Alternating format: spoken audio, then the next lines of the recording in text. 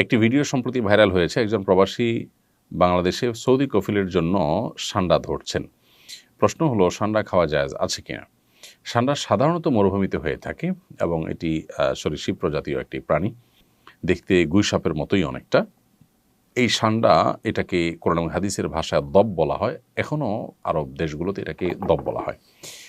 এই সান্ডা খাওয়ার ব্যাপারে ৩ ধরনের হাদিস পাওয়া যায়। ৩ ধরনের হাদিসই আসলে বিশুদ্ধ। একটা হাদিসে নিষেধাজ্ঞা প্রমাণিত হয়, এক হাদিসে রান্না করার পরে ফেলে দেওয়ার কথা প্রমাণিত আছে, আবার কোনো কোনো হাদিসে নবীজির সামনে সাহাবায়ে কেরামের খাওয়ার কথা বর্ণিত হয়েছে। তো এ সম্পর্কে নিষেধাজ্ঞার হাদিসটি বর্ণিত হয়েছে আবু দাউদে, যিনি বর্ণনা করেছেন আব্দুর রহমান ইবনে শিবিল রাহিমাহুল্লাহ। যে হাদিসটিকে ইবনে হাজার আসকালানি রাহিমাহুল্লাহ হাসান বলেছেন, সেই হাদিসটির ভাষ্য হলো যে নাহান নবী সাল্লাল্লাহু আলাইহি ওয়াসাল্লাম আন আকলি লাহমিদ দব, নবী সাল্লাল্লাহু আলাইহি ওয়াসাল্লাম দব বা সান্ডার গোশত খেতে নিষেধ করেছেন। এটা পরিষ্কার নিষেধাজ্ঞা। আরেকটি হাদিস বর্ণিত হয়েছে মুসনাদে আহমদে, যেটিকে ইমাম ইবনে হাজাম এবং ইমাম আইনি এবং শাওকানি রাহিমাহুল্লাহ তারা সহিহ বলেছেন। হাদিসটিতে নবী করিম সাল্লাল্লাহু আলাইহি সাল্লামের উপস্থিতিতে সাহাবায়ে কেরাম কোনো একটা জায়গায় গিয়ে সেখানে প্রচুর পরিমাণ দব দেখতে পেলেন। সেই দবগুলো তারা ধরে রান্না করেছেন। এরপর নবী করিম সাল্লাল্লাহু আলাইহি সাল্লাম বনী ইসরাঈলের একটি প্রাণী বিশেষ, যেটা আকৃতিকে বিকৃত করে দেওয়া হয়েছে শাস্তিস্বরূপ, সেটা হওয়ার আশঙ্কা নবী সাল্লাল্লাহু আলাইহি সাল্লাম করে সেটি ফেলে দিতে বললেন। সাহাবায়ে কেরাম সেটি ফেলে দিয়েছেন, পরে তারা আর খাননি। আরেকটি হাদিস বর্ণিত হয়েছে আব্দুল্লাহ ইবনে আব্বাস রাদিয়াল্লাহু তাআলা আনহু থেকে, সেটি সহিহ মুসলিমে বর্ণিত হয়েছে এবং সেখানেও দেখা যায় যে নবী করিম সাল্লাল্লাহু আলাইহি সাল্লামের সামনে সাহাবায়ে কেরাম খাবার খাচ্ছিলেন এবং সেখানে বিভিন্ন আইটেম ছিল, দব ছিল। তো অন্যরা খেয়েছেন, নবী সাল্লাল্লাহু আলাইহি সাল্লাম সেটি খাননি, পরিহার করেছেন। তো ৩য় নম্বর হাদিস থেকে অনুমোদন বোঝা যায়। এসব হাদিসগুলোই বিশুদ্ধ এবং এসব হাদিসগুলোকে সামনে রেখে পৃথিবীর সংখ্যাগরিষ্ঠ ওলামায়ে কেরাম বা বেশিরভাগ ইমামগণই দব খাওয়াকে জায়েজ বলেছেন। আর হানাফি মাযহাবের ওলামায়ে কেরাম এটিকে মাকরুহ বলেছেন, অপছন্দনীয় বলেছেন। মাকরুহ বলার ক্ষেত্রে আবার অনেক ওলামায়ে কেরাম মাকরুহ তাহরিমি বলেছেন, কেউ তানজিহ বলেছেন হানাফি ওলামাদের মধ্য থেকে। তো বেশিরভাগ ওলামায়ে কেরাম এটি খাওয়াকে জায়েজ বলেছেন। কারোর রুচিতে নাবাদল তিনি না খেলেন, সেটি সম্পূর্ণ ভিন্ন বিষয়। জেহাদউদ্দিন আপনি লিখেছেন, বর্তমান সমাজের অনেক পরিবারে শাশুড়ি ও বউয়ের মাঝে কলহ লেগে থাকে। এ ধরনের সমস্যার সমাধানের উপায়টা কি? বেশিরভাগ পরিবারগুলোতেই দাম্পত্য কলহ মূলত বউ শাশুড়িকে ঘিরেই শুরু হয় এবং এটির ফলশ্রুতিতে কত ছেলে যে এ পর্যন্ত আত্মাহুতি দিতে হয়েছে বা তারা আত্মহত্যার পথ বেছে নিয়েছেন অনাকাঙ্ক্ষিতভাবে, অপ্রত্যাশিতভাবে, সেটা আসলে বলার অপেক্ষা রাখে না। তো বউ শাশুড়ির মাঝে যে কলহ, এই কলহ দূরের উপায়টা কি?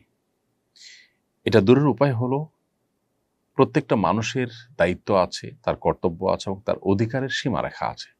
এটার জানাশোনা বাড়াতে হবে, এটার আলাপচারিতা বাড়াতে হবে, সচেতনতা সৃষ্টি করতে হবে।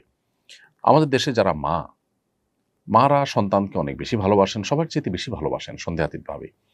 কিন্তু এই ভালোবাসার কারণে সন্তানকে অনেক সময় মা এমন বেশি আগলে রাখেন, যেটা আসলে মা হিসাবে তার অধিকারের সীমা ছাড়িয়ে চলে যায়। যেমন বিয়ের পর ছেলে তার স্ত্রীকে নিয়ে সংসার যখন করা শুরু করে, অনেক মা চান যে প্রত্যেকটা বিষয়ে তার সাথে কথা বলা হবে, তিনি সবকিছু শুনবেন, বলবেন। এটা অনেক ক্ষেত্রেই বাড়াবাড়ি। মায়েদের এটা বোঝা উচিত। সন্তান যখন বড় হয় তখন তার নিজস্ব মতামত সৃষ্টি হয়। যখন তিনি বিয়ে করেন তখন তার সাথে তার স্ত্রীর মতামতে সে যুক্ত হয়। এখানে মা অবশ্যই তাকে গাইড করবেন, তাকে পরামর্শ দিবেন, মতামত দিবেন। মায়ের অবশ্যই চাওয়া থাকতে পারে, কিন্তু সেটার একটা সীমা রেখা থাকতে হবে। ধরুন, ছেলে উপার্জন করছে, ছেলে উপার্জন করার পর ছেলের উপার্জনকে কে নিয়ন্ত্রণ করবে? স্ত্রী চান তিনি নিয়ন্ত্রণ করবেন, মা চান তিনি নিয়ন্ত্রণ করবেন।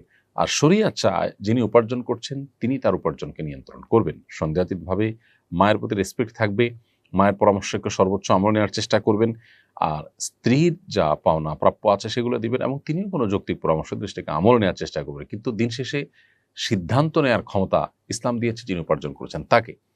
এখন মা যদি মনে করেন যে ছেলে আমার উপার্জন করে সব আমার কাছে দিবে, আমি যা খুশি তা বউকে দেব বা দেব না।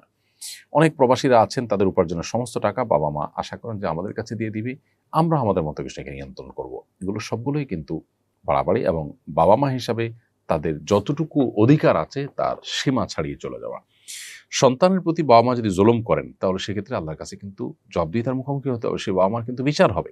অতএব এই মাত্রা জ্ঞানটা আমাদের মধ্যে খুবই কম এবং এর কারণেই কিন্তু কলহগুলো বেশিরভাগ ক্ষেত্রে হয়ে থাকে। অতএব মা হোক বাবা হোক, তাদের যে অধিকার সেটা অবশ্যই সবার চাইতে বেশি, আল্লাহর পরে আল্লাহ রসুলের পরে সবচেয়ে বেশি অধিকার তাদের, সন্দেহ নেই। কিন্তু সেই সাথে সেটার একটা সীমা আছে। শরীয়ত একটা সীমানা দিয়েছে, সো সেই সীমাটা আমাদেরকে মেনটেন করে চলতে হবে। একই কথা স্ত্রীর ক্ষেত্রে প্রযোজ্য। আপনার স্বামী উপার্জন করে আনছেন, এখন কি করবেন না করবেন, কাকে দিবেন না দিবেন সব আপনি দেখবেন না, এটা একেবারেই অযৌক্তিক কাজ। আপনার প্রাপ্য অধিকারটা পাচ্ছেন কিনা, আপনার ভরণ পোষণ যথাযথ পাচ্ছেন কিনা, মাও দেখবেন যে মারটা পাচ্ছেন কিনা। যদি নিজেরটা পান, এরপরে বাকি টাকাটা যিনি উপার্জন করছেন তার একান্ত আপনার স্বাধীন ইচ্ছা ব্যবহার করে তিনি যা খুশি করবেন, কিন্তু আপনি সেখানে শুধুমাত্র পরামর্শ দিবেন, ইনপুট দিবেন এবং দোয়া করবেন। স্ত্রীগণ যারা আছেন, যদি মনে করেন যে স্বামী ভুল পথে আছেন, তাহলে সেক্ষেত্রে আল্লাহর কাছে চোখের পানি ফেলে দোয়া করেন। আল্লাহ তো সব কিছু করতে পারেন, আপনি আপনার চেষ্টা করেন, কিন্তু এটা নিয়ে ঝগড়াঝাটি করে বাড়াবাড়ি করে মনোমালিন্য তৈরি করলে তা কারোর জন্য কল্যাণকর হয় না। অতএব এই যে আমাদের যার যার পাওনার সীমারেখা, এটা আমাদের বোঝা উচিত, এবং সেই সাথে দুনিয়া দিন শেষে এখানে আমাদের চাওয়াগুলো সব পূরণ হয়ে যাবে। আমি যা চাইবো সব আমার মন মতোই হতে হবে, না হলে আমি ডিপ্রেসড হয়ে যাব, আমি অনেক বেশি অস্থির হয়ে যাব। এটা একেবারেই একজন ইমানদারের সাথে যায় না। বিধায় আমাদের সহনশীল হতে হবে, ধৈর্যশীল হতে হবে, তাহলে ইনশাআল্লাহ এই পারিবারিক কলহগুলো কমবে। আস-সুন্নাহ ফাউন্ডেশন, উম্মার স্বার্থে সুন্নাহর সাথে।